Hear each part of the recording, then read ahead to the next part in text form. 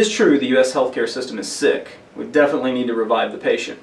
And it is true that U.S. healthcare is expensive, particularly insurance. The problem is we don't really understand the reasons why. They're very hidden, but let me break it down for you. There are three primary reasons. The first one is that in our healthcare system, somebody else pays for just about everything. We call this the third-party payer system. That means that when you go into the doctor or you buy your prescription, somebody else is paying for it. Well, this causes tremendous problems. The more of this you have, the less of a price system you have. When's the last time you walked into the doctor's office and asked, how much is this blood test going to be? Most people don't. When you go in to get an oil change, do you plunk down your oil change PPO card from your car insurance? Of course you don't. But you do that with healthcare. This is a problem. If it's the difference between getting an over-the-counter drug like Prilosec for your heartburn and getting Nexium, most people opt for the Nexium because they're already at the doctor. The problem is Nexium costs $150 and Prilosec only costs $15.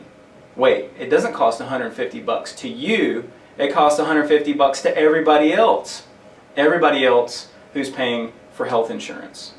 This is how premiums go up. We overconsume due to the fact that someone else is footing the bill. Let's talk about the second problem. These premiums are high, but they're really high in states like New York, New Jersey, and Massachusetts. What if you were living in one of those states and you could buy your health insurance policy from Iowa? Well, guess what? You can't. It's against the law. That's crazy.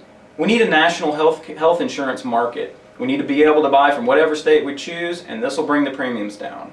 Now, there may be some crests and troughs depending on where you live, but this is in large part price difference that is a result of the crazy regulations that are in certain states that they force you to pay for if you live in those states. It's a dumb policy. We need to change it. Now, here's the third big problem. If you get your health insurance through your job, have you ever asked why? Have you ever asked what it costs?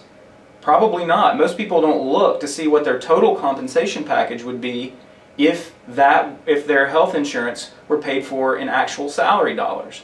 What this does is it means, oh good, I've got healthcare bennies. I'll go out and just plop down my all-you-can-eat healthcare buffet card that my work gave me. But we don't need to do this. The reason we have this crazy system where the tax code privileges you to get your health insurance through your job is because of a World War II policy. There were wage and price controls during World War II, and companies wanted to find a way to attract talent. So they lobbied Congress to privilege health insurance from taxes. So now that's what pretty much everybody does unless they're on Medicare or Medicaid. And this is kind of crazy. It also means you don't have any choice in the matter of what health care plan you get as soon as you're hired. Your job chooses that for you. So, do you know how many of these problems Obamacare actually addresses? A grand total of 0.